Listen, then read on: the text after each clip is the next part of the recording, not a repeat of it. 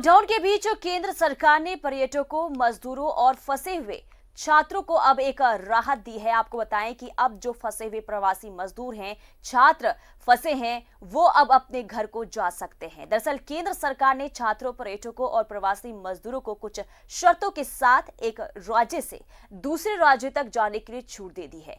Delhi BJP प्रदेश अध्यक्ष मनोज तिवारी ने सरकार के फैसले के लिए पीएम का शुक्रिया अदा किया है। लंबे अरसे से इस मांग पर केंद्र सरकार ने एक बड़ी राहत की खबर दी है, जिसके तहत कहा गया है कि पर्यटकों, छात्रों और प्रवासी मजदूरों को अब आवाजाही में छूट मिलेगी। हरी झंडी मिल गई है, लेकिन कुछ शर्तों के साथ। गृह मंत्रालय ने अपने आदेश में स्पष्ट किया है कि चाहे वो बसों का सैनिटाइजेशन हो, सोशल डिस्टेंसिंग हो या फिर नोडल अधिकारी की अथॉरिटी बनाया जाए और राज्य एक दूसरे से समन्वय बनाकर इस प्रक्रिया को आगे बढ़ाना। साथ मनोज तिवारी प्रदेश अध्यक्ष मौजूद हैं, सांसद। सर, दिल्ली में काफी ज्यादा डिमांड थी, कोटा में बहुत सारा डिमांड था, जो अलग अलग जगहों से फंसे पड़े थे।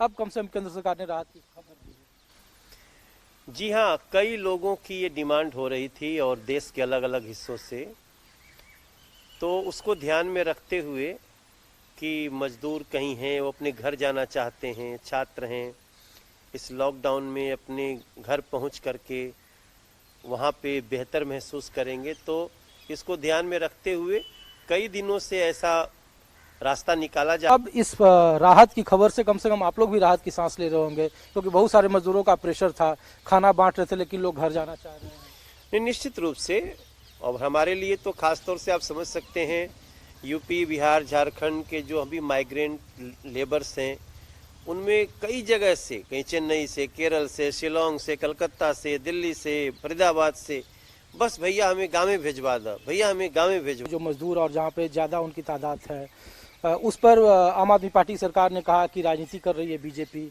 अब कम से कम इस खबर से, इस राहत की खबर से, वो राजनीति से अब आप लोग एक शीत युद्ध जैसा विराम की स्थिति होगी। देखिए, हमने तो लॉकडाउन के पहले दिन से एक भी ऐसी, बल्कि बहुत कठिन परिस्थितियों में भी हमने सिर्फ सुझाव दिया, ये करना चाहिए। अब किसको नहीं पता है कि खाने का क्या क्वालिटी दिया है दिल्ली सरकार ने। लोग उस खाने को छोड़ के फिर भाजपा की जो मोदी रसोई चल रही है उसमें लोग आए, उसमें संतुष्ट हुए। इरफान खान नहीं रहे, प्रधानमंत्री ने कहा कि थिएटर और सिनेमा जगत दोनों को एक अपूर्णीय क्षति है। बतौर कलाकार आप किस तरीके से इरफान साहब को याद कर रहे हैं? इरफान भाई हम लोगों के समकालीन हैं, समकक्ष हैं, और उनको हम लोगों ने स्टार बनते हुए, और उन्होंने एक अलग धारा विकसित की अभिनय के दुनिया में, एक डिफरेंट है।